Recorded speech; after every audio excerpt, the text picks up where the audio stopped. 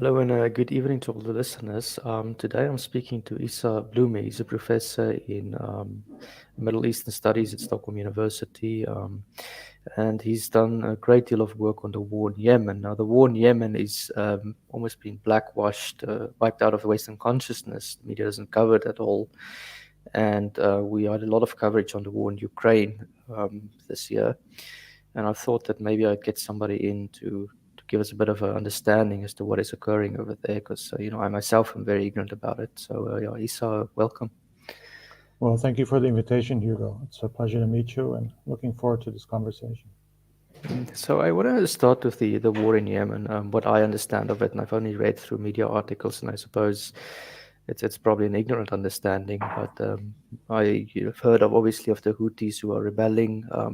Some people have asserted that it's a civil war, and then other people have asserted that no, it's Saudi Arabia trying to get geopolitical influence over the region.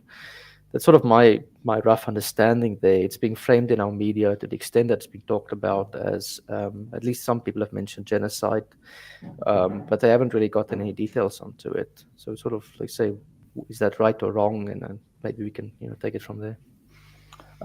It's wrong on all counts in some ways, and there's some accuracy with the terminology you're using and the references to certain groups. But I would suggest that it requires some elaboration, some qualification. Let's start with the Houthis as a group. It's a tendency in Middle East, when reference to the Middle East, to look at individuals. The group itself is named after a charismatic member of parliament in the 1990s who led a regional movement to represent his region, who was facing serious austerity that was being imposed on Yemen at the time by a government that had newly forged a union with once independent southern Yemen, which was notorious for being a stalwart Marxist state allied to the Soviet Union prior to the end of the Cold War. And upon unification, the leadership around Ali Abdullah Saleh, who was the leader until 2010, 2011, of this coalition of southern and northern Yemen, had proceeded to persecute this region's population, who were largely defiant historically and who had long been unrepresented in the decision-making process since at least 1962, when there was a coup that removed a dynastic regime of northern Yemen had been in power for 1,000 years. And so in the process of trying to explain and represent the interest of his constituency, the response was persecution, in large part because the region that this Houthi represented was on the borders with Saudi Arabia, a region that had once been actually and still remained to some extent culturally Yemeni, and was annexed in 1934. But due to certain agreements to avoid ongoing endless war of attrition, both Yemen and Saudi Arabia in the 1930s agreed for periodic revisions of the peace treaty, if you will, or the ceasefire. And that would slowly end by 2000, with the Americans especially pushing for a very sharp delineation of borders, because what this agreement that involved this area that we can call Saada in the far north of Yemen, north of Sana'a, the capital, is that there was never a clearly delineated border, and that posed a serious problem for oil and gas already in the 1980s, when southern Yemen was already identified as a primary candidate for exploration. Considerable blocks were drawn out and were awaiting the kind of overtures from oil companies that make bids on exploration bids for these blocks. The problem is that oil prices in the mid-'80s were very low, and there was actually no rationale for actually investing in these kinds of projects in still politically difficult parts of the world. And certainly this dynamic of instability in southern Yemen in 86, 87 called into question the viability of any investment into offshore or onshore gas and oil. But lo and behold, George Bush Sr., who was once the head of the CIA and was currently, at the time, Vice President of the United States, later to become president for one term, actually went down to Yemen and negotiated with this Ali Abdullah Saleh in what was still northern Yemen for extensive agreements, especially regarding Hunt Oil, became the main partner in the proposed development of these said fields, which literally sat on the fringes of an unclear boundary that separated north and south, which would be resolved with unification in 1990.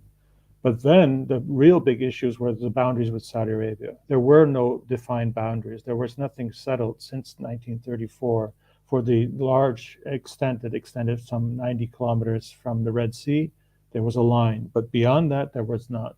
And so, for oil companies to actually proceed with the anticipated benefits of starting to drill and explore in these uncharted blocks, they would need to resolve this problem. And that directly implicated the territories that this Houthi represented. And they were going to be persecuted for demanding some kind of regional rights, demanding some kind of right of being part of this process of negotiating what happens with their region. When you say persecution, just to make sure, there was persecution at the time by the Yemenis government, or was it by the Yes. Saudis? Yemenis. Okay. Well, also the Saudis, they would pursue a policy of trying to protect their borders, which led to them confronting peoples who traditionally moved back and forth in these undelineated areas, taking their flocks of sheep for water, seasonal rains, which are quite generous in that part of the Arabian Peninsula. It's a very rich agricultural land. And these were lands, therefore, that were highly coveted for a number of reasons in the 30s, mostly for food security, but also with suspicions that there was oil and gas there. Carl Twitchell, who was famous with Aramco later on, was his first areas that he worked on behalf of Rockefeller, was actually in northern Yemen. And he was then kicked out by the Imam, the leader at the time, under suspicion that he was doing things that were contrary to what he was proposing to do, which was drilling water wells. So they already suspected there was lots of oil and gas resources in this region. So what happens is that the border is now going to be forcefully delineated. By 2000, there would be a formal agreement with the Americans overseeing this process. The livelihoods of the peoples that this Houthi represented were directly threatened. And in order to discipline this population, not only was he personally attacked and then arrested and then ultimately killed, but there would be an insurgency that emerged in 1994. And a period of 6 years saw 8 different distinctive periods of war. That it also engaged Saudi forces. And Saudi forces did not fare well. Americans did try to help with the central government in Yemen to try to impose order in this region. And that also proved to be quite cumbersome and costly. And it caused lots of divisions inside Yemen itself. And so this regime that the Americans, since George Bush Sr. Had celebrated as the dictator, if you will, the authoritarian regime that they could work with in that region, kind of following a model of diplomacy and interaction with regimes in that part of the world. Right. It resulted in protecting that regime from let's say, critiques from the outside world. And in the meantime, there was this hope that they can resolve the conflict with the North by introducing a whole group of actors who are notorious in other parts of the world, the kind of precursors to Al-Qaeda and Daesh. So Ali Abdullah Saleh got into bed with the Saudis, who both saw this region and this population who lived there as problematic. They were hoping to infiltrate this region and uproot this population by allowing colonization by radical Islamists. So I just want to have clarity then on the north, so the north and the south, then the two populations. Maybe I missed it, but why are they? What is the historical roots that they might be so different and that they have this anger against each other? There are historical periods, extended periods, where in fact there were no tensions along regional lines. But because, again, this particular area was on the border that needed to be formally delineated, that again had direct impact on that population and other circles of interests who would have benefited from expanding the investment in oil industry and gas, or took the side of the central government and took the side of the American embassy that was putting pressure on various actors to see and try to isolate this region as being problematic and not cooperating in the larger scheme of what Yemen was supposed to Because constitute. we saw this, we're seeing the same phenomenon playing it South out in Mozambique at the moment. I spoke to Yes. Jasmine Opperman, who's an intelligence analyst there, and she came to, I mean, if you exchange Yemen for your Mozambique, and what you just said is very similar, where the north has historically been underdeveloped, there's historical roots there, lots of things, but by and large, they were semi-peaceful until oil was discovered, and then the larger oil companies, in the case of Mozambique, took the side of the Maputo government, and then the local population interpreted this as discrimination, exploitation. Mm, And it seems to be the mistake that the oil industry makes over and over again. mm. Uh, that's true, and this will certainly apply to other regions of unified Yemen. This part of Yemen is not oil rich. There were always suspicions that there are, and perhaps there will be future opportunities to search for oil there. But however, very agriculturally very rich, and these are peoples who have again long been the source of authority in northern Yemen, at least, and that was changed in 1962 when the Egyptians, helping certain proxies, invaded and occupied northern Yemen for a while, in leading to a war that lasted until 1970, which then ushered in eventually the rise of this Ali Abdullah Saleh, who would take power in 1978, and since then would be largely celebrated in certain circles in the West as our dictator of choice. Our kind And of guy. our kind of guy. And again, his attempt to unify Yemen, which would have integrated the entirety of South Yemen's considerable potential resources in oil, gas, fisheries, which is often forgotten in these kinds of conflicts. The lion's share of those future resources were going to be funneled to service that group who had made alliances with Ali Abdullah Saleh and the representatives of those international industry business interests who would secure preferential treatment in subsequent negotiations for contracts, things like that. So this Houthi, so-called Houthi, is mobilizing a spirited resistance that actually spreads. And the fact that they try to integrate and colonize this region with Takfiri types who are coming from, yes, Yemen. Many Yemenis fought in Afghanistan on behalf of the CIA to uproot the Soviet Union there. Many of them came back with notorious background. Bin Laden, who himself is historically from Yemen, the family comes from Yemen, has roots and was actually very actively recruiting from Yemen during the period of the 1980s and 1990s. And Yemenis would play an important part in this global phenomenon of this rising factor of political Islam and violent political Islam that plays out still today in Syria and Iraq and Libya, and certainly in Yemen. And so we have now a very clear-cut distinction between a regime that is willing to do anything to maintain power and secure the interest of outsiders who are their allies, and a larger Yemeni population that's increasingly being screwed by this state, one. Two, that they're not seeing any of the positive results of any of the periodic outbursts of wealth that comes into the economy due to the increasing exploitation of these resources. And three, the fact that the regime is constantly pursuing an approach of what I called in a book I wrote in 2010, chaos as an authoritarian tool to actually upset and uproot society, to make it impossible for these societies to organize themselves, which again in Yemen historically have been very distinctive regions, very autonomous, very successful internationally speaking. They had connections to the larger world. They had trade links that extended to Southeast Asia, Eastern Africa. Yemenis are notorious for being good merchants and notorious for being good farmers.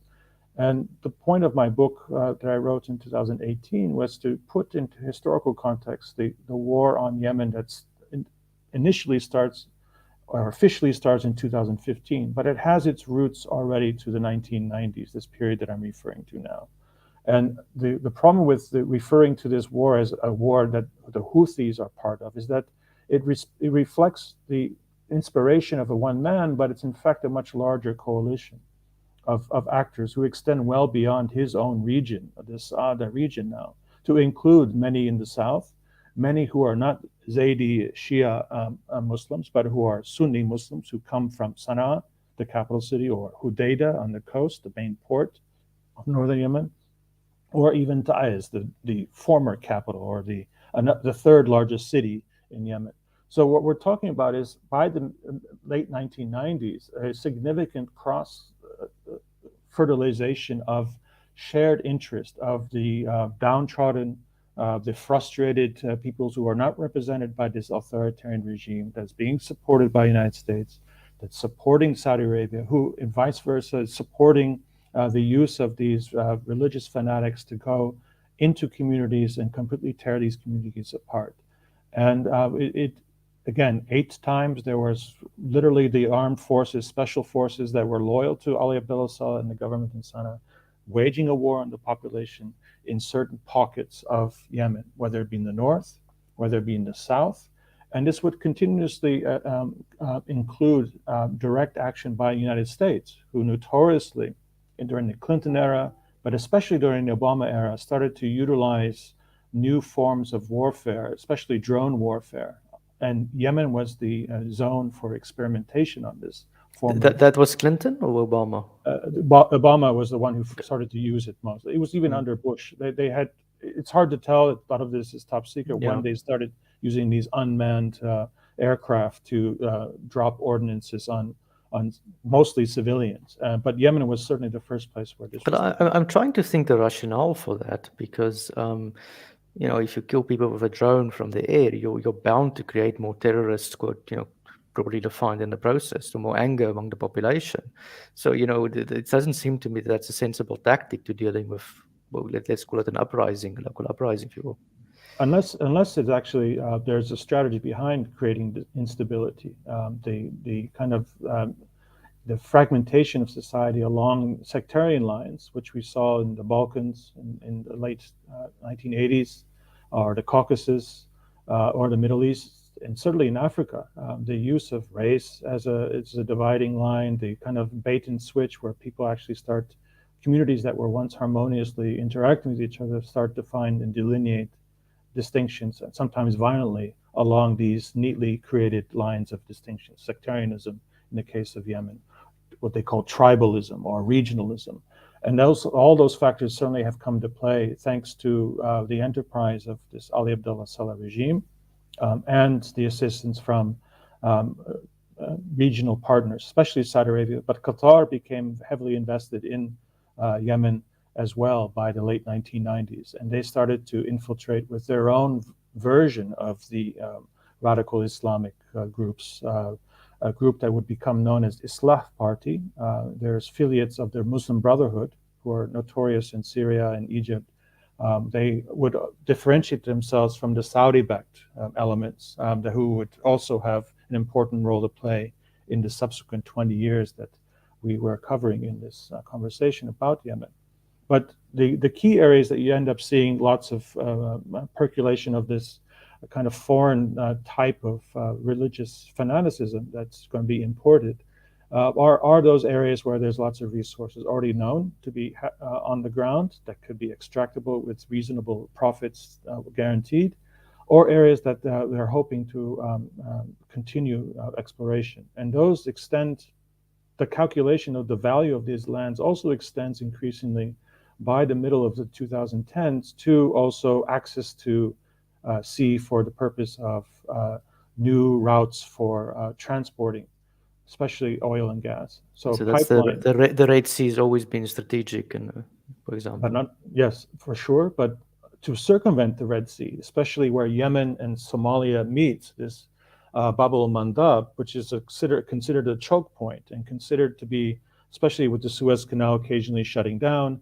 could be problematic and very costly. So if you can find an alternative for East Arabian oil to flow to the Arabian Sea via the eastern province of Yemen called Mahra, which would be in competition to the facilities that were built in Oman recently, that port Qom, that port in the northern part of Oman, or what UAE has invested in, Fujairah, which was again built to circumvent Straits of Hormuz, the heavy insurance costs that are put on ships that go through the Straits of Hormuz, especially during times of crisis between Iran and its neighbors.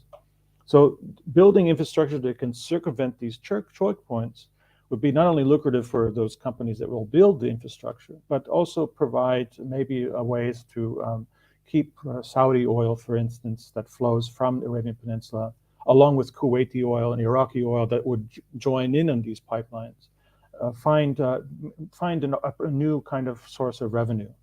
Because one of the major factors that are contributing to the instability in Yemen is the inherent financial instability of their neighbors to the north. And this is something that I would like to highlight at some point further down in this I would piece. like to get into that because it's a point I've been making about Russia as well. Mm, Russia does not have the gas reserves that we think it does, mm, as an example. mm, And there's been suspicion in the oil industry for some time now that the Saudis have basically oversold what they've got in terms of resources, and they're looking to mm. expand. And Exactly. that acted as a catalyst for the Ukraine war. It would not surprise me if that is a catalyst for this war. You got it. And guys in the industry know this. I have my sources in Zurich, and they do this trading on their tables, and they know exactly that Saudi does not have capacity to maintain 10 million barrels a day. They don't have capacity to keep 8 million. This is why they've been constantly going back and forth with offering less and less on the markets. They don't have capacity. Well, it's not just them as well. Also, Iran is running into oil problems as well. Yes, The Iranian oil is getting more expensive to extract. It's further away. The exactly. country's becoming geopolitically less significant. And the reforms and the protests we're seeing at the moment, my wife's from Iran, there's no doubt in my mind that they're related somehow to those problems as well. Mm, you got it, and it's wonderful to actually talk to somebody who knows about a little bit about this industry, because in Middle East studies, you don't have people who share kind of have broad breadth of knowledge in different fields, if you will. So you have people who know political economy of oil, but they don't have the technical side, and they certainly don't apply that to then understanding social dynamics in countries like Yemen, let alone the sources of conflict. So going back again to the question of who are some of the adversaries in this war since 2015, which again date back already to 1990s. It is not the Houthis. It's probably a more accurate way of referring to that bloc of that now lives under siege for the last 7 years in what is historically northern Yemen, is called Ansar Allah. It's a kind of a political party that forms a coalition of a multiplicity of actors who sometimes were very loyal to Ali Abdullah Saleh, many of them who made up the elite in the military forces, who have identified this Ansar Allah as the real nationalists, the real patriots, who are defending the nation from economic exploitation, from a corrupt political class, who are servicing the interests of outside financial and industrial giants, and more importantly, who have sold out to Saudi Arabia, Qatar, or UAE.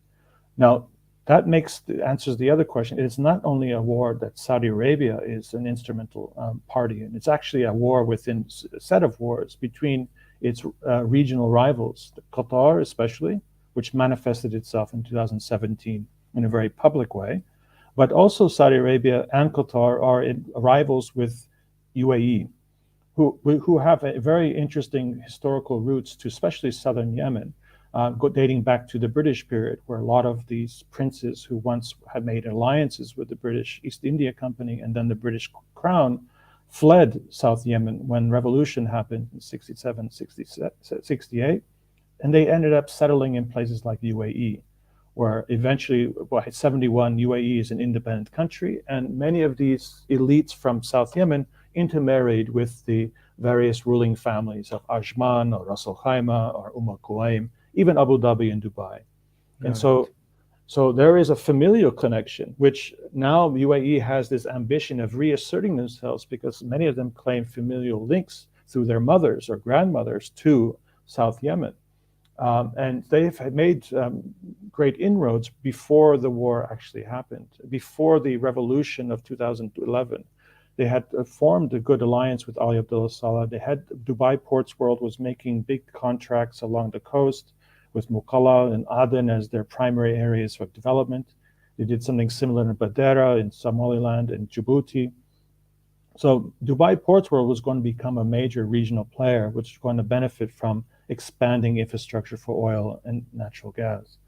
Problem is that this ally, who had long been reliable in suppressing at least the elements who could have made things difficult for the oil and gas to develop, especially in the south, um, loses out to this street protest that had spread throughout the Arab world called the Arab Spring of 2010, 2011. And the primary engines for this were either those groups that were supported within this context of Ansar Allah, who wanted finally get rid of this Ali Abdullah Saleh regime, or the Islamic Brotherhood Islah Party that was receiving enormous funds from Qatar. And if we compare how successful Qatar and Turkey is a primary ally, and more importantly, the Clintons, who received enormous amounts of money from Qatar through the Clinton Foundation, Yeah. and subsequently the Obama administration, who also have worked closely since the late 2008, 2009 period with Qatar and Turkey. They were the ones who were able to infiltrate and induce civil war in Syria, induce war in Libya with their Muslim Brotherhood assets, and were even able to mediate and stem the revolution in Egypt to make it serve their interests. Egypt was going up in flames because of food riots, and the middle class lost all their money in the stock Yeah, market. I mean, again, going back to the oil price, but the Arab Spring was triggered when the oil price pushed up the price of grain. It all played sort Yeah, of into yeah. that region, and it should also not be missed that Google and Facebook had their little hands in that uprising as well. Mhm. And the investment in, let's say, leadership, youth leadership especially, was something that the United States had long put their resources in and trained a lot of young people to take over the internet, take over these kind of accounts that would have mobilized people and steer them in one direction and not the other. The last thing that they wanted was to have all this pressure released and form into something that would have been nationalistic, that would have pushed Egypt or pushed Syria or Libya in a different direction. So they commanded the opposition and infiltrated all aspects of the opposition and rendering, let's say, the nationalistic elements who would have actually taken a position of being, let's say, more loyal to a global South agenda were pushed aside, and you had more compliant elements Mm. representing the Muslim Brotherhood servicing and taking power in Tunis, in Libya. Libya is a disaster because they couldn't settle in the end who was going Yeah. to secure the lion's share of the oil and gas. But Egypt, for instance, they had a revolution that wasn't really revolutionary. And indeed, I wrote an op-ed piece in Yemen for the New York Times in 2010, and saying 2011, claiming a similar thing, that this is actually not a revolution. This is actually a controlled demolition of a regime that no longer had capacity to serve the interest of outsiders, and they had to be addressed by making sure that there was not a real revolution that would take over the steering, if you will, of Yemen, which is an incredibly wealthy country in terms of natural resources, incredibly wealthy in terms of human resources. And as demonstrated in this war for the last 7 years, it's almost impossible to actually discipline it militarily if collectively they put their resources together.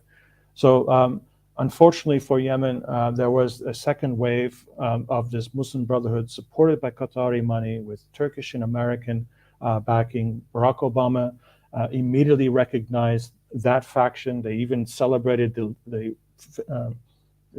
let's say the face of this movement, Tawakkul Karman. They gave her a peace prize in order to give them legitimacy, and immediately tried to marginalize I would argue, the majority of the people who actually went to the streets and battled it out for change in Yemen.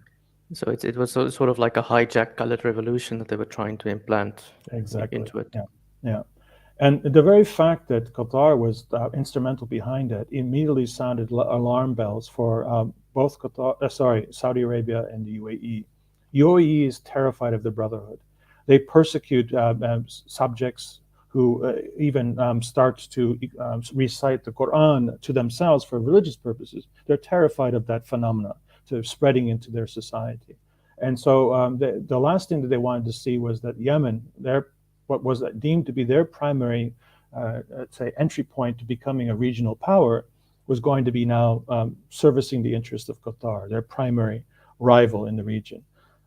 But they also had another rival, which was Saudi Arabia. Saudi Arabia, which still occupies parts of Abu Dhabi territory, which includes very lucrative oil wells to the south, and divides and separates Qatar from Abu Dhabi by a land territory, a piece of land that they took in the 1960s from Abu Dhabi, with American support.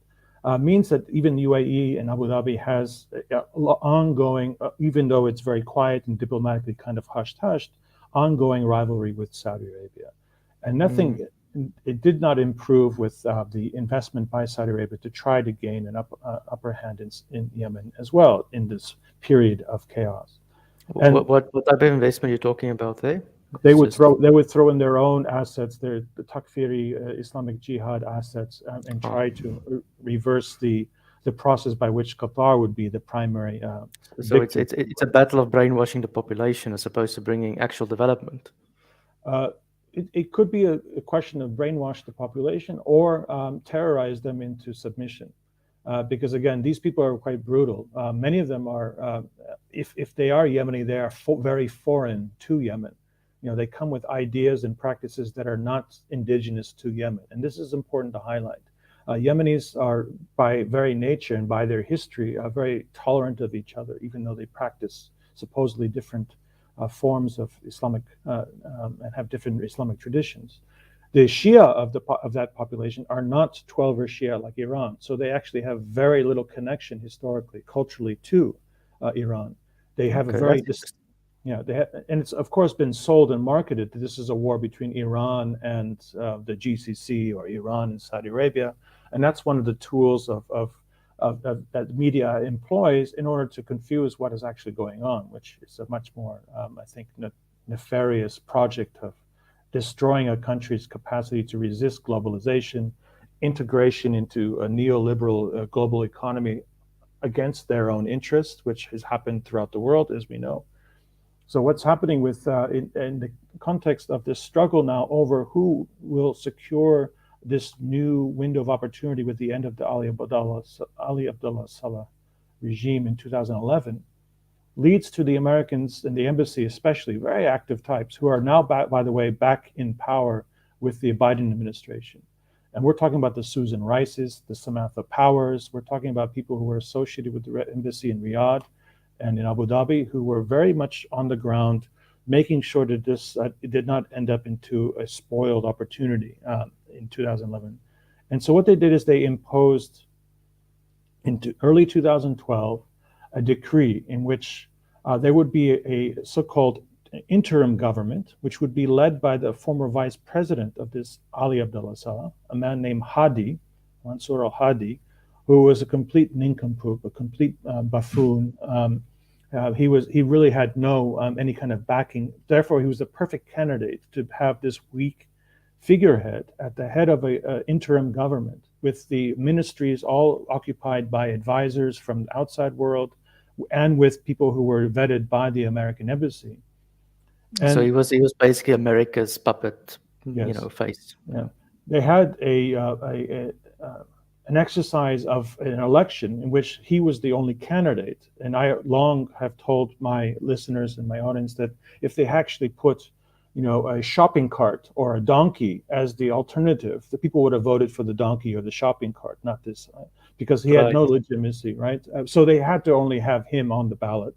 And they used this as justification that he was in fact embraced by the people of Yemen. Very cynical use of, and again, if the media is in charge of this, telling the story, they market it in this way, right? That this is a legitimate government recognized by the United Nations, recognized by the international community, and therefore there is no justification for challenging this government as they go through this process of this interim period. It was the same tactic they did with Egypt, with Sisi as well, trying to present him as this miraculous savior of Egypt when actually he was a brutal tyrant. He's still in power. But you say in Yemen, he was actually a very weak tyrant. They couldn't get their kind of guy, basically. And so again, what they were hoping was, one, they could sell this legitimacy while avoiding the conflict between the Saudis, the Qataris, and UAE over the spoils of Yemen. Now that they had more or less created the conditions of there would be no long-term future for a unified country anymore. But they were doing their bidding, and in the end, they started facing significant opposition, again, across lines that are often treated as very distinctive ones.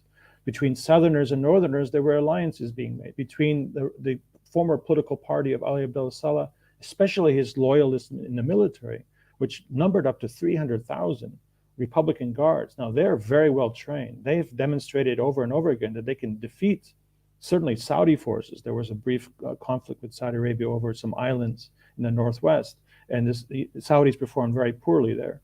So this Republican Guard, who were armed and trained by Americans over the course of the 1990s to help project Ali Abdullah Saleh's regime, is now very much open to the idea of forming an alliance with those who are trying to stop this process, which is clearly a very corrupt one.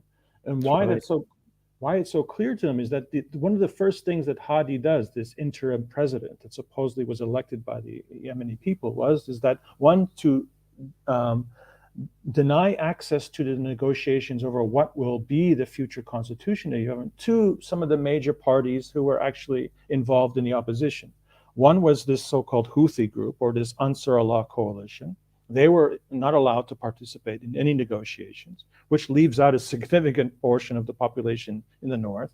And then also leaving out the Hirak party, which was a southern party that had long wished to once again have southern Yemen break free from this very corrupted coalition that it formed in 1990. Because again, southern Yemen, even though it's populated by some, at best, 8 million people, has huge oil and gas reserves. So it would be a very rich country very quickly if it ever got to secure its sovereignty and not have to deal with the attempts by certain actors in the outside world through the capital of Sana'a to divert the resources and the wealth of that country to service other political interests. So you have the Hirak, or Southern separatists, who are today called the Southern Transitional Council, and the Ansar Allah, both excluded from the negotiations, which really never took place. There was it's a sham negotiation. And in the meantime, you have this now recognized president. One of his first acts was to join Yemen into the World Trade Council, so World Trade Organization. So that immediately makes that Yemen now avails itself. It starts a process of privatization of state assets. It starts a process of ripping up previous agreements that especially affected Dubai Ports World, and initiating new bids for some of those projects, which led to Qatar and Saudi Arabia getting some of these projects that Dubai Ports World once paid a hefty fee for, which included mining, which meant Dubai and Abu Dhabi companies were losing mining concessions. They were losing oil and gas concessions. And so it was clear that from within the context of this Obama administration organizing this, that one, they're going to force Yemen into a kind of economic subordination to the market that will leave open their prime assets, suddenly not even negotiated. They're going to be now surrendered to either Saudi, Qatari companies at the expense of UAE, or simply be bidded out and purchased, with OMV, the Austrian company, doing quite well in securing big contracts. Total it's become a big player now, continuously, even during the war.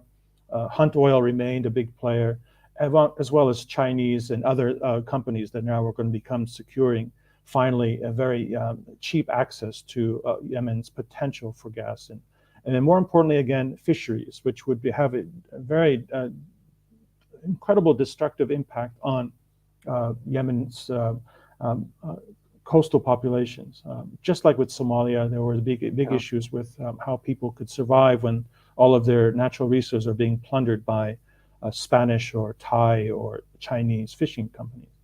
And again, so the idea is basically to strip mine and natural resources and give it to large corporates. Pillage the place without any compensation. The more distracted people are with local politics, the better. You pay off a couple of warlords to protect the pipelines, protect the crews who are doing the searches, doing the construction. And who needs democracy? Who needs actual a sovereign Yemeni state? I mean, this seems to be the model in many places, whether it be Congo or or But Libya. that is not the model that Westerners apply to themselves. Although in America it might be a bit different. But I mean, you take Scandinavian countries, at least there's some sense that the oil is a national asset and we share Right, some of the profits. right. And they therefore think other third world countries, less developed countries, don't those rules of the game don't apply because they're not civilized. They're terrorist states.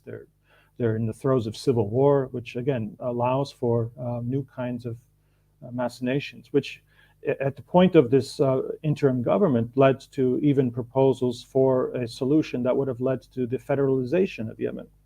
And the maps that they were drawing, thanks to the American embassy, were quite extraordinary because there were these two mega regions of South Yemen where all the oil and gas were, and there would be literally 1 million people living in these vast territories.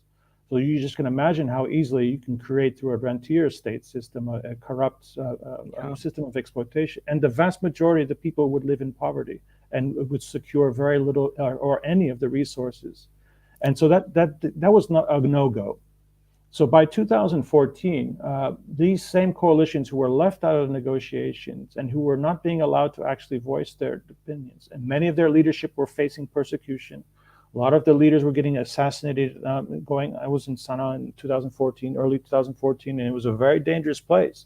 A lot of these guys who should be just able to walk and interact with their constituencies, they're getting killed by drive-by shootings on motorcycles. And a lot of places were being bombed by these Al Qaeda Takfiri types. And so it became clear this is a war of attrition where, in the meantime, Yemen's resources will be exploited with very little compensation.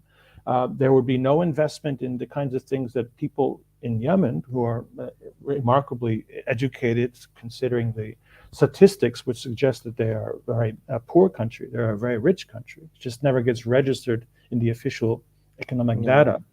Um, they're very resourceful, and they increasingly saw that their livelihoods would not improve. And in fact, that there were agreements being pushed forward to experiment with Islamic finance, with microfinancing. So more and more people were getting into debt and losing access to their farmlands. A lot of more land was being converted to produce cash crops like khat.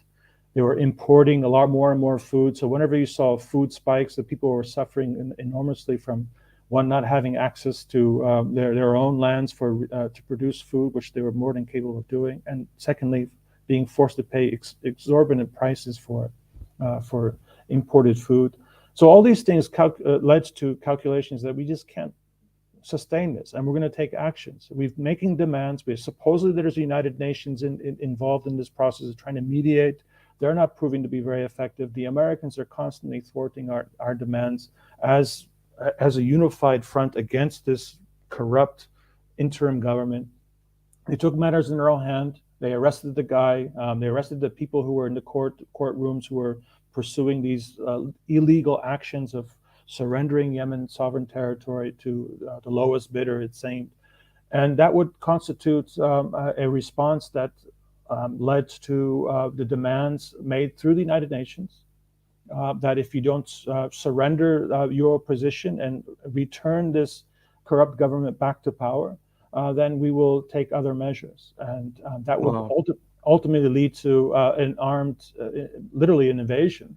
When in March 2015, even though when the head negotiator from the UN, was actually saying we're very close. I mean, all the parties seem to be coming to an agreement.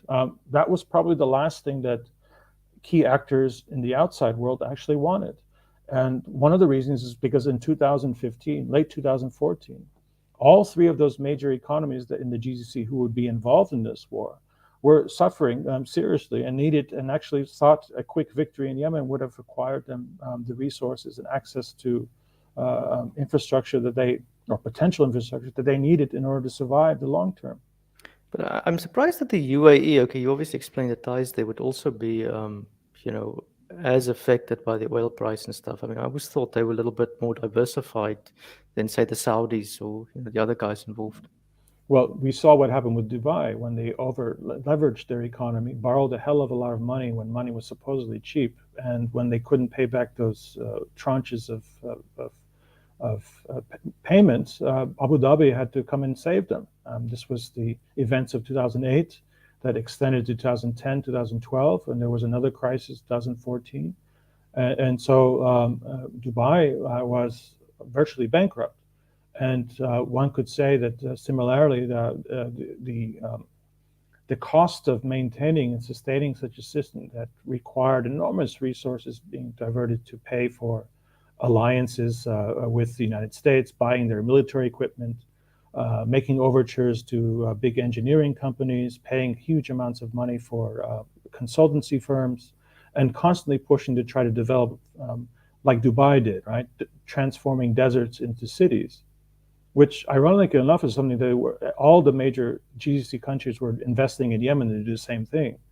I wrote in my book that Qatar was building some gated communities in Sana'a for winter vacations for their lower middle class types to go and have fun with girls from And then they wonder why the Yemenis don't like them, you know.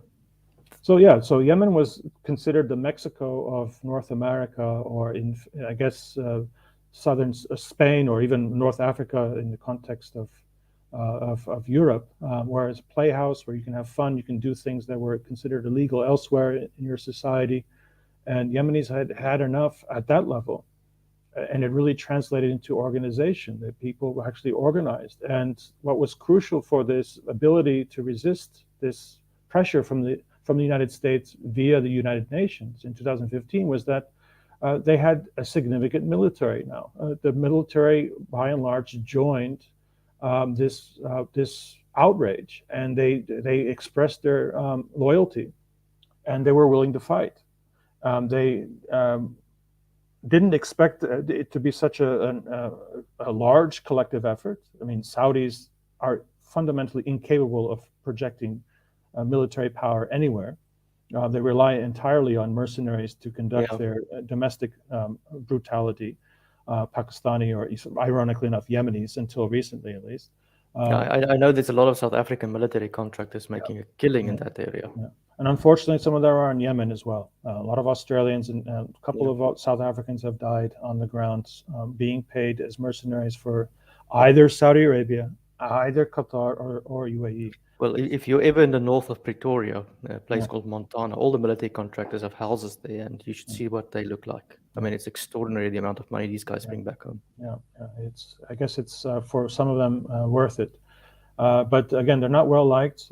But for the big problem for Saudi Arabia is they don't have capacity. UAE also did not have capacity, even though they actually started sending some of their own men, which is a very dangerous thing to do when you're a country that promises leisure and comfort. Stay out of politics. We'll buy your compliance by staying out of politics, right? But now they're sending, because they're increasingly becoming desperate. You can see that in the measures that are taken. Now in Saudi Arabia, they charge a VAT, which is actually higher than you would find in neighboring countries. They're throwing out middle-tier managers and trying to have Saudis to replace them.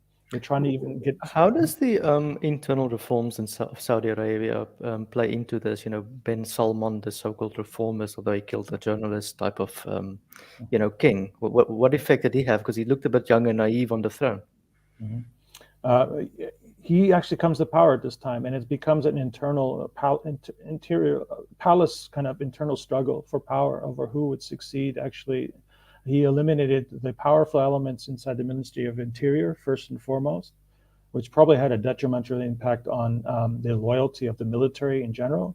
Mohammed bin Salman really had to be quite brutal in order to survive, as far as he felt, and that's why he resorted to arresting many of his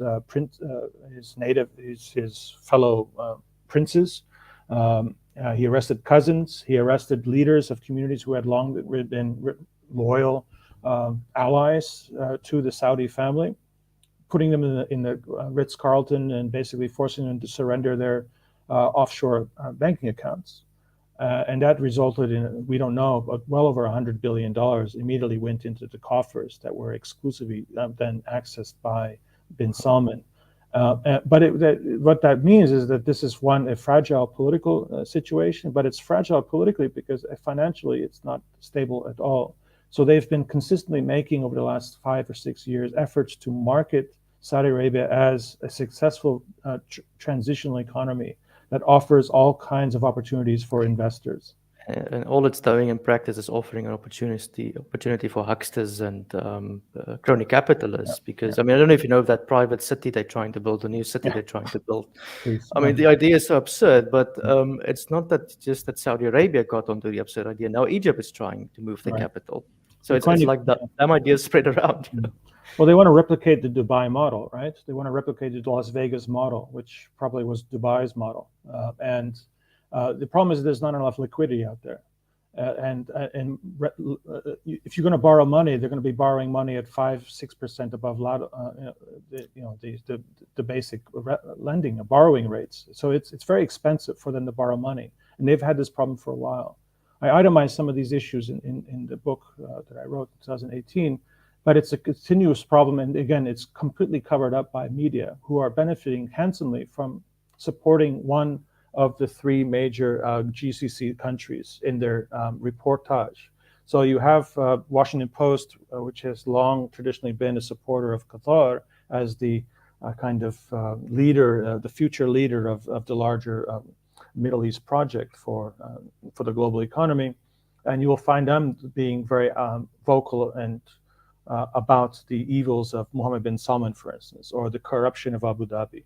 And then you'll find, alternatively, other newspapers, Bloomsbury and others, Wall Street Journal, playing the marketing card for Saudi Arabia as making the necessary transitions and in bringing in F1, bringing in the Golfers League, which are all going to be The hydrogen economy is now big there. I've heard that one. And again, these are all marketing schemes to try to sell the story that actually there's a reason to put your money in Saudi Arabia and not the UAE or not Qatar. And in the meantime, they're desperately trying to find ways to assure that they actually have assets to offer as whether collateral or otherwise. You'll notice there's a huge outburst of IPOs, issuing IPOs. They're desperately trying to find investor money to buy shares of their various assets, their companies. And Saudi Aramco was a failure of a privatization. They forced people in Saudi Arabia to divert their pensions to buying shares and of course not privileged shares. So they will not ever see the actual any money that's transferred in terms of. And you're making the argument this is all to fund the war effort that is failing, or it's at least part of it. The war itself was anticipated to be a very short one, so they thought there would be immediate positive consequences economically for those who would secure Yemen's assets. The problem is that Yemenis, one, resisted and remain very vigilant and resistant to this process. Indeed, the war itself, it's called a civil war, where in fact it's by far a war that's being imposed by outside forces. It's a war of oppression, basically. It's a war of oppression that relies on mercenaries, mostly from Sudan. Lots of Colombians have died in the first couple of years. Now it's mostly Sudanese who are fighting. Some strange groups that the UAE have hired who constantly wear facial masks and they cover their hands, so it's clearly to hide that they're clearly not Emiratis themselves conducting these special operations to secure places like Shabwa, which is an important oil and gas hub, if you will, that was up for contention in February. There was actually threats to the main oil and gas as Ansarullah and their forces were making considerable gains. What's crucial about all this war, one has to highlight as well, is that it's if it is ever discussed, it's marketed as an Iranian and Saudi proxy war. UK and the United States is almost entirely left out of the equation. There is no contribution that the United States plays. If at best, if you shake the article and you actually push people to in the think tank world, they will maybe acknowledge that there's advisory roles that the Americans play. But that's a complete lie. And but do you think people buy that propaganda? Because I mean, at least I don't, and I don't consider myself to be an expert of propaganda. I mean, when the Saudis are involved, the US is involved automatically. You would think so, and the fact that Israel is now openly an ally of the UAE, that we know that Israeli tourists now take selfies in the strategic, very important island of Socotra, which is in the West Indian Ocean. Kind of really, if you secure Socotra, you control all of the West Indian for maritime and air and and, um, and air traffic. So that's a key asset that the UAE has been able to secure and are working in tandem with Israel to militarize that whole zone. And that probably will never go back to a sovereign Yemeni state. Indeed, there will never be a unified Yemen moving forward. So Yemen will, at best, be in this position of a legal question mark for many years ahead. It's a very tragic story of a destruction of a country. But the very fact that this military had joined in the resistance and actually grew and expanded their capacities despite this embargo, which is virtually impossible now to bring anything into northern Yemen that doesn't go through a series of international backed ships that the Chinese, by the way, and the Russians are involved with, by the way. So the United Nations Security Council, which has all agreed that this embargo and this war is justified in order to return the legitimate government back to power, is being supported by all members of the Security Council until today. And this should really remind us and highlight something about this whole narrative about the nature of the conflict between this so-called polar opposites in the world. Is really China and Russia at war with the so-called West? It's an open question in conflicts that spread across Africa. I mean, there's a big integration between the elites. I mean, even within the African elites and Yeah. the international system. And I mean, just say if the Russians are participating in the sanctions effectively in the blockades, what does that tell you about the Russia-Ukraine war? You know, Exactly. it just makes no sense. Yeah. And so sadly, this has huge impact on the Yemenis themselves. The numbers are quite startling. The UN will long resist issuing real numbers because, of course, they have a fundamental role to play in legitimizing this action, as they call it, right? They legally protect themselves by calling this an enforcement of a UN Security Council decree. But the numbers are hundreds of thousands of deaths easily. We know that in 1 year, in 2017, 61,000 children died of combination of starvation and cholera. There is an ongoing cholera outbreak that has been resurfacing every monsoon season. The infrastructure destroyed in the north has been devastating. There's not one bridge that exists, and this is a very mountainous country. So it's just made life incredibly miserable and difficult to again, food is completely secured and controlled by the embargo. So only ships that are passing through various layers of inspections make it to the one port that North Yemen has. So even food does not escape sanctioning. Yeah. So starvation has been a strategy. Again, the destruction of all capacities to feed themselves. Within the first 2 weeks, all the chicken farms, all the dairy farms were blown up. All the farm animals that were in these compounds were killed. Cluster bombs have been dropped in the big fields that are in the valleys, so basically leaving these areas very difficult to farm. They've constantly blown up this very elaborate systems of canals and dams that had secured monsoon rains for periods of the dry periods. So Yemenis in the north, who are incredibly good farmers, and they could find self-sufficiency if they were left alone, are constantly being denied that ability to feed themselves as a tool of war, of course. But it sounds to me like the entire international system is trying to clamp down on Yemen, basically, on those who are resisting. And it's actually remarkable that they can resist this onslaught. That is the most remarkable story of all this. And again, the fact that it's not heralded even in the so-called leftist, anti-imperialist circles, I find quite fascinating. The extent to which a way of understanding events in the Middle East is mediated by various filters of hierarchy, if you will. Yemen gets no attention from either those who are apologists of the way the world functions or those who are supposedly resisting it. And then in the interim, the intellectual, let's say, academic side of it, they're also very partisan. You have those who are receiving Saudi funds who will be quite obviously avoiding highlighting problems with Saudi's actions in Yemen, let alone domestic Saudi politics, and similarly with Qatar and UAE. So it's very hard. You will find very few scholars actually evoking Yemen's perspective, if you will. But I want to ask you this question then. Is there a hierarchical structure among the resistance in Yemen?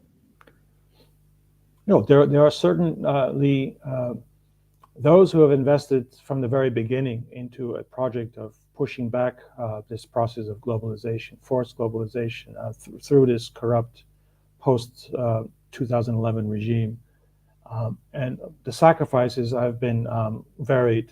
The number of people who have died fighting this war on behalf of northern Yemen and what they claim on behalf of all of Yemen, I'm sure plays itself out in certain circles at certain times. You and your people are not making the contribution that's necessary to pursue this and win, ultimately defeat these evil foreign elements who have come into our and bombarded our society to the Stone Age, or at least that was what they were hoping. But what's interesting is that as much as this war is a war between Yemenis and three rival elements within the GCC, with the Americans trying best to somehow maximize their capacities to actually bring a final solution to Yemen. In the meantime, you have far more Yemenis who have decided to remain neutral, who have not committed their best men to battle.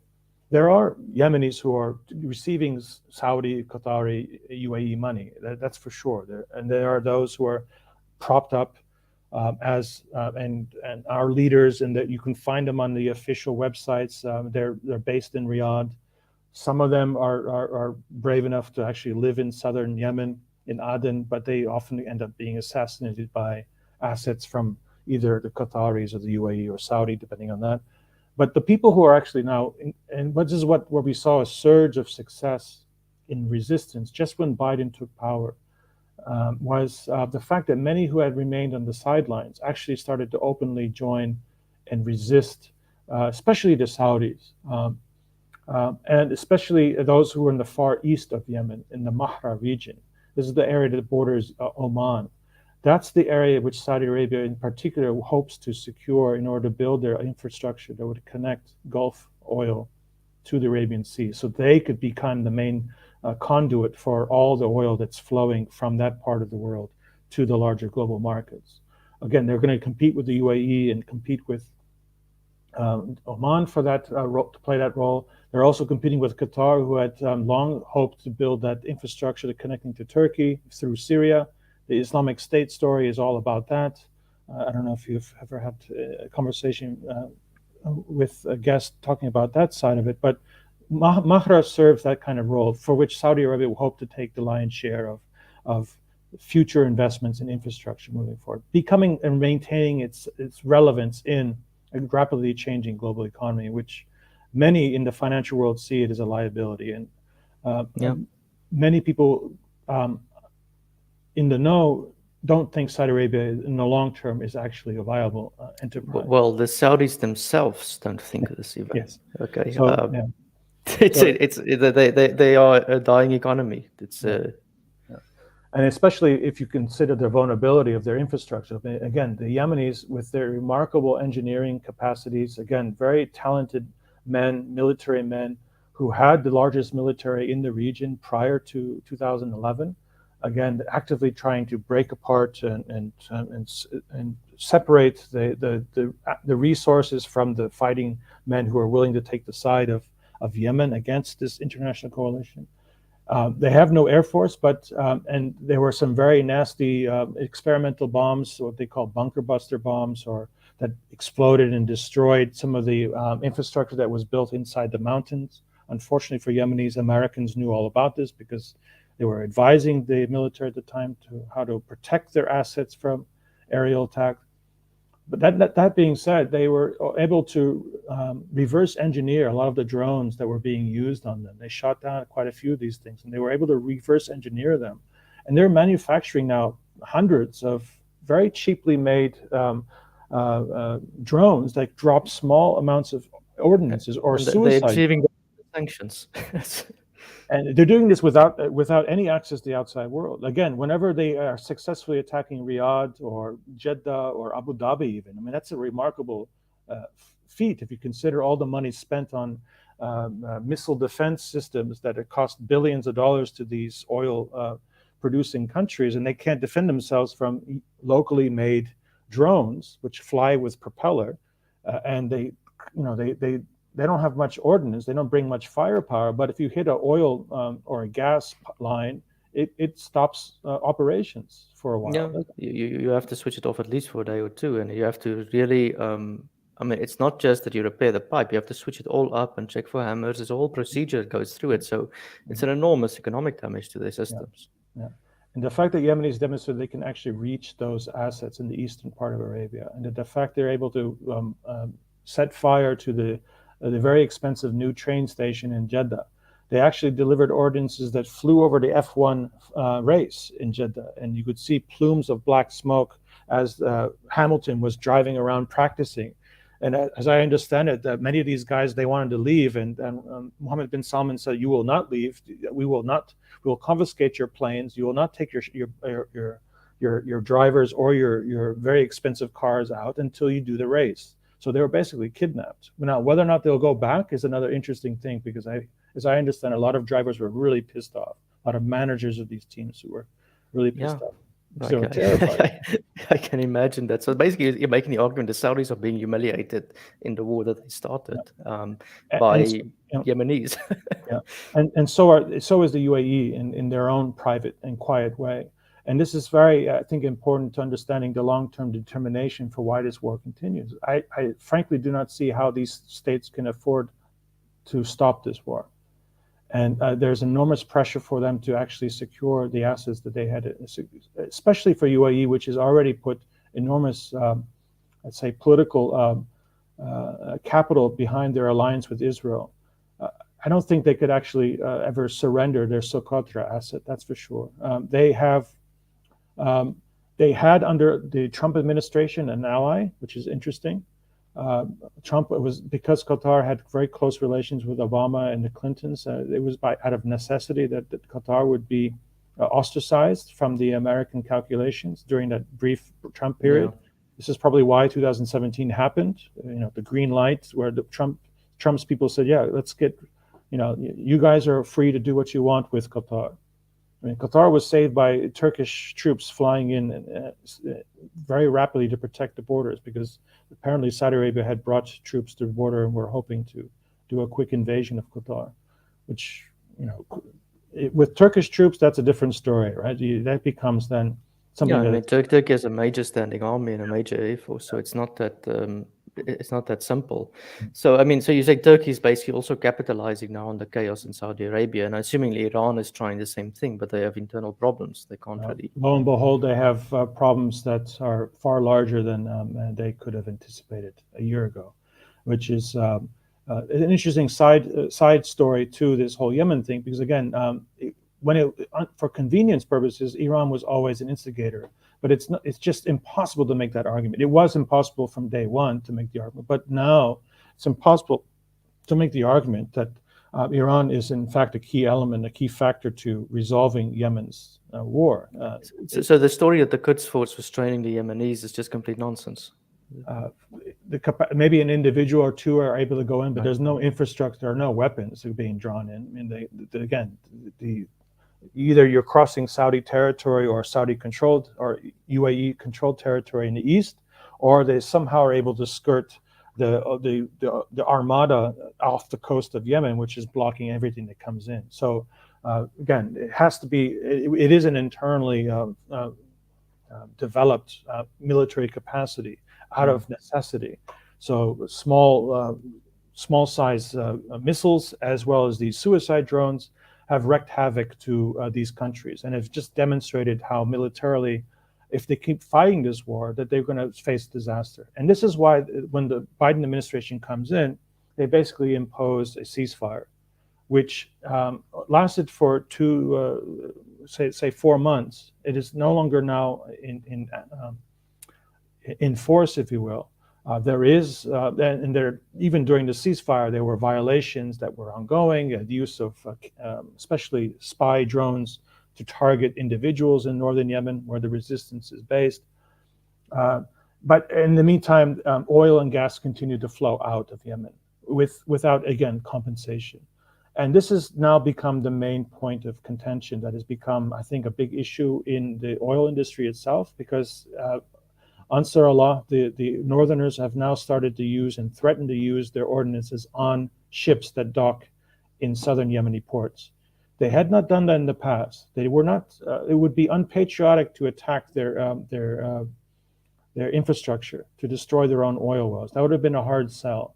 But now, when the argument has been made that Yemen is being plundered of its wealth without any compensation, while Yemenis are starving, while salaries haven't been paid, while there's supposed to be a ceasefire, there are supposed to be concessions given to the north, giving access to the outside world. Those were not recognized. They were not allowed to have flights to the rest of the world. They were not allowed to have access to the open seas. And so now they're saying, we're going to stop, we're going to hurt where this coalition survives on. It survives on plundering Yemen's oil and gas.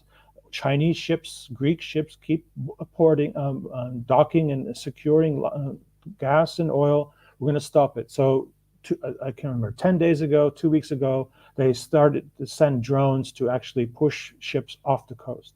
So they dropped the ordinances between the ship and the coastline and said, basically made a message that these ships are now vulnerable to being attacked. Now that's a gamble, because that's again attacking the industry and attacking a shipping industry that could be mobilized to for a public relations campaign to say just how evil these Houthis. Again, it's a problematic term, but this is how they're referred to. It's a nice way in Middle East history to talk about your adversaries. It's Saddam Hussein, right? It's Khomeini. It's Al Qaeda, yeah. Al Qaeda. It's Houthi, and it kind of eviscerates all complexity from the story. But with the Russians and Chinese on board, just before Trump left office, they designated the resistance as a terrorist organization, and that, I argued when Biden came in, was going to be used as a point of leverage, that if you negotiate with us, if we can find some kind of solution, we can remove that designation, and that would allow you to travel freely, allow you to have a role to play in Yemen's future. But the very fact that they have designated most of those people in the resistance, especially in the leadership, as terrorists, have significantly limited their capacities to actually be actors, which is another incredibly stupid diplomatic move if you think that they have a genuine interest in resolving this conflict. But yeah. I don't think is my assessment of the Americans in the Middle East. I think America wants out. They don't need the Middle East that much anymore because of shale gas and all these things coming in. But there's divisions within the US elite. Should we stay or should we go? And I think so that sort of sometimes plays also into these type of arrangements. But oil and gas gives America never needed Middle East oil and gas. It gives them leverage, though, right? It gives it's to control the gas, basically, to stop development of other countries. So this is the argument made by Robert Vitalis' new book, Oilcraft, is that political science and thinkers in political science, those who draw up policies and strategies, this is how they think. They use the strategic value of oil and sometimes miscalculating the actual value of that oil to the United States and saying that it's somehow Saudi oil is necessary for American security. Well, it's true to an extent because it gives leverage over the development of Western Europe after World War II, or Japan, South Korea, China now since the 1990s as it industrialized in a massive way. So that's something that whatever the America will look like, and whatever it represents today, I think it's far more a global kind of, there's not many territorial issues. NATO really is a better representation of where the power interests lie. It's a coalition of industrialist interests that screw the people who live in these countries, right? We're all suffering from high energy costs, high electricity. Our food costs are going up to the roof. I don't know how it is in Southern Africa, but it's becoming... Well, in France, where I'm at the moment, the prices are going right. up, but it's not... France has the advantage, it still has nuclear power, and that was thanks to the goals in sight to bypass oil shock. Yeah. But on the energy sector, the oil is becoming less significant, not because we don't need energy, because there are other sources of energy now that can compensate it. We still need a lot of oil and gas, and I have to Mhm. make that point as well. It's still very important for global development, but it's not as big a player anymore as it used to be. So it's losing a percentage of its significance. Mhm. And that is playing out in the geopolitics of the entire Middle East, I would argue. Mhm. Mhm. Um, you know, Mhm. Now, what's interesting about oil prices, of course, that oil for most of the countries in the Gulf, it's a high cost of breaking even, right? Because the production costs are so high. And you add on to the security dynamics where you need to ensure your fleets of ships. And again, the pipelines themselves are increasingly vulnerable to being sabotaged. That brings the cost of oil well beyond the means of actually realizing profits from it. And that's been the case since the 40s. The Gulf corrupt regimes are all subsidizing the rest of the world's energy costs. They have never really profited from their oil industries to the extent to where they should. Right, the lion's share of profits, even when there was $1.50 a barrel, went to the Seven Sisters. And even with independence, right, the Saudi government had to promise decades of their future revenues by buying Aramco from the Rockefeller contingency that actually owned Aramco beforehand. yeah, I mean, basically, those countries, because of the subsidized oils, all we did in the West is gave them weapons to oppress their own populations, and that's how you had these quasi-military, quasi-religious regimes in place. The Mhm. details of the regime didn't really matter as long as the oil was pumping. Exactly. And again, Yemen was one of those places where it was kind of a place for reserve that once costs justified it, once profits justified it, we can then start developing infrastructure. In 1980s, when George Bush first went down there, $15 a barrel, South Yemen was desperate to try and find partners, Brazilian companies, Soviet oil industry. None of them said that it's not worth the investment. It's just the oil prices are just too low, and Yemen is prime now for developing its offshore, as is the Horn of Africa, Somaliland, the Puntland, right, which is being plundered by Italian and Australian companies as we speak. Something similar is happening in Yemen, but Yemenis are still they have the capacity to disrupt that, and I think that comes into calculations of these three rival GCC countries moving forward, is that they're desperately trying to secure a significant portion of any of the available finance that's floating around the world. They're competing with each other. Saudi Arabia, for instance, said that they will not do and issue any government contracts to any company that does not have its headquarters in Saudi territory. So you'll notice that a lot of companies now will have dual Yep. headquarters in Dubai and in Saudi Arabia, or they have moved entirely their operations to Saudi Arabia. And this is again, this is an internal war within the GCC over who's going to secure the last remaining liquidity out there, because it's getting more and more expensive to borrow money. Uh, they're But it might be the best thing to happen for those regimes. I mean, in the long term, they might for the get rid of people their of the world. over the people of the world as well, and those regimes, they get rid of their own Dutch disease, and it's hopefully there's reform coming. I just want to, in the last few minutes, get your just give us a description on the type of atrocities that are committed here, because I think it needs to be highlighted. The what is you touched a bit about it on it earlier, but the human rights abuses by the Saudis to the Yemenis, and I suppose also the Yemenis are doing their own thing as well. Well, on a mass scale, the indiscriminate use of aerial ordnances, bombardment on villages and towns and infrastructure, which has killed civilians directly and indirectly through injury and making it impossible to deliver medicines and bring injured people to the few available hospitals. Some hospitals themselves have been also destroyed, targeted. Even Médecins Sans Frontières locations have been attacked, even though, of course, that was well known. They've actively used double tap and sometimes even triple tap methods to kill people who have come in to try to help those injured by the initial bombing campaign. One of the more notorious ones, which I actually started the book out on, is a 2016 funeral of a high-level official. And what they were doing when they attacked the funeral and they killed initially some 500 people, with this highly volatile kind of napalm bomb. They immediately then attacked after some 10 minutes a second round. So anyone who came in to try to save the injured or try to drag out people they thought were still alive, they killed them. And then they literally waited a half an hour and did it again. And what they were hoping was to eliminate the entire, let's say, political class, as everyone was going to this funeral to pay their respects to this well-respected elder Yeah. statesman. And so that's a very cynical example of how you would use technology and deliverance, very, very precise, which of course is impossible for Saudi Arabia to or UAE to do without American British support. So there's a direct responsibility that should go back. And it should not be something that stays in the lap of the crimes that are committed by a rogue prince in Saudi Arabia. This something has to actually extend beyond that to Yeah. the United States.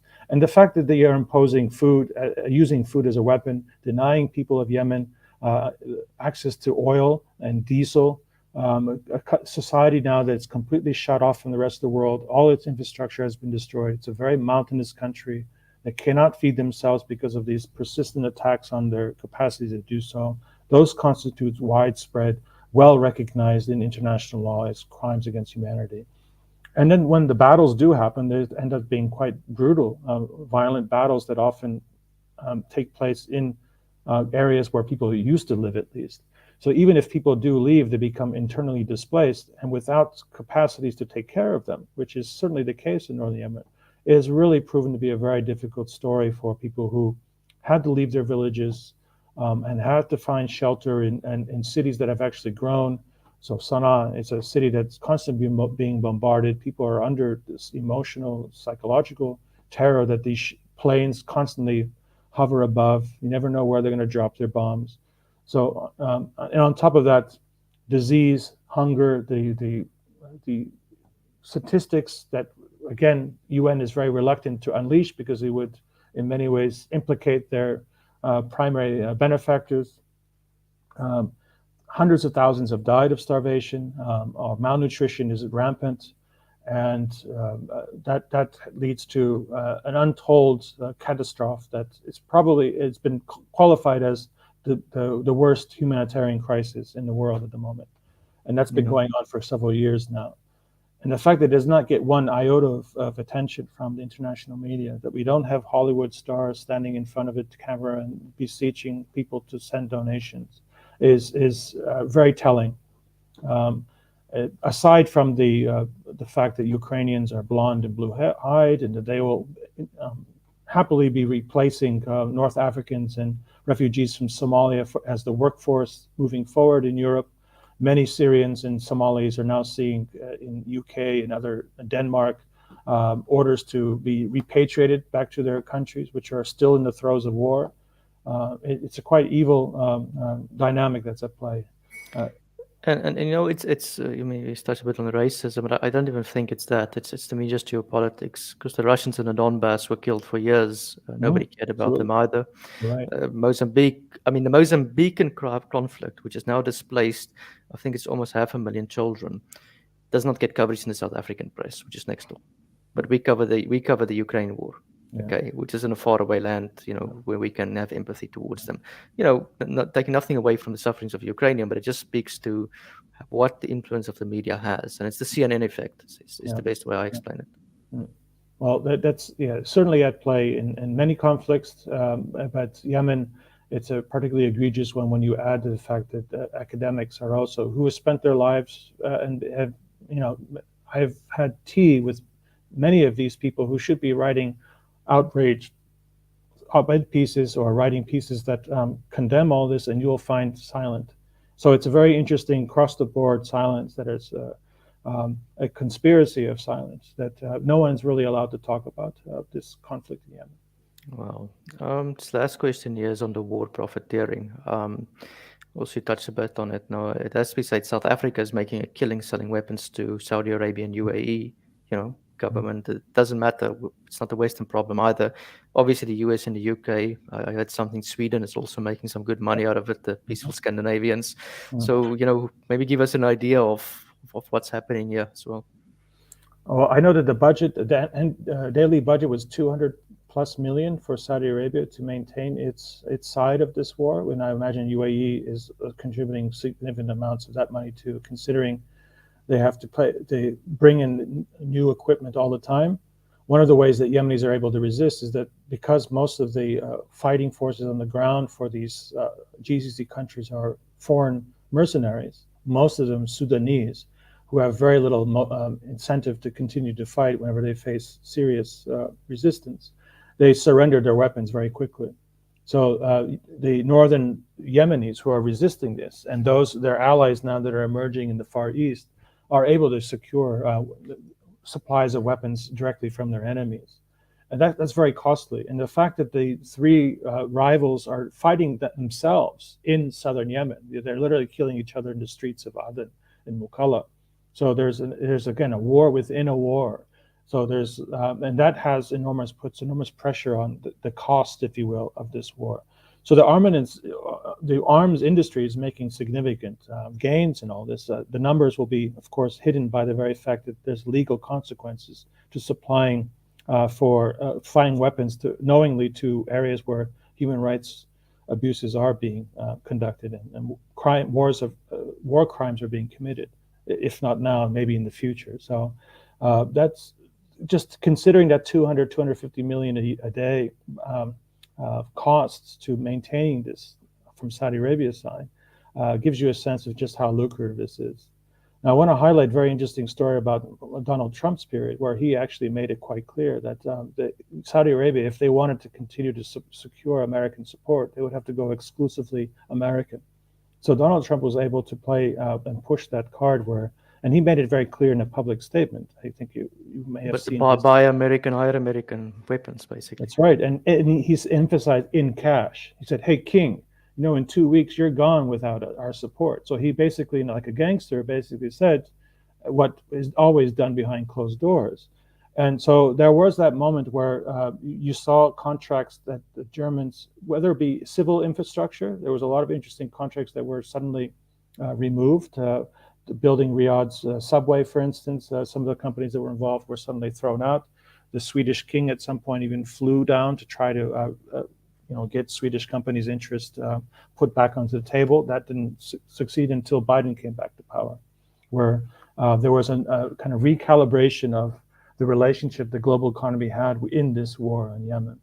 But it's certainly lucrative. And for those private military companies that are providing the advisors, who are providing let's say, the officers, the kind of officer class who are on the ground, many of whose IDs have been shown in Yemeni resistance public media, who have fallen dying on Yemen territories.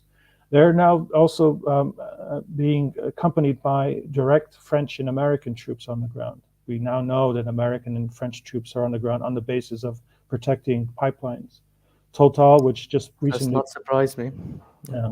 Total recently bought OMV's share of some of the main gas and oil production from Marib down to the coast of Mukalla. And so right after that, the French sent troops on the ground. I'll be curious if actually this was covered at all in French media. No. Yeah. No, they're not even shy of not covering it sometimes. It's national security or whatever. They get an excuse for it. Yeah, so it's the same nonsense. Isa, thank you very much for the details on this. Which one of your books would you recommend people read on Yemen? Most relevant is the latest one, Destroying Yemen, What Chaos in Arabia Tells Us About the World, published in 2018, University of California Press. And you can find it. If you want to buy the book, great. I'm sure you can find a pirated copy online. I'm not going to go after you. I would love people to talk about this. It's a war that I think implicates all of us in some ways, but certainly deserves our compassion and interest, because that same system that brought Yemen's destruction, it affects many other parts of the world. Probably South Africa is familiar with those kinds of forces as well. Yeah, definitely. Well, thank you very much for this conversation, and please keep speaking out. Thank you, Hugo. Nice to meet you.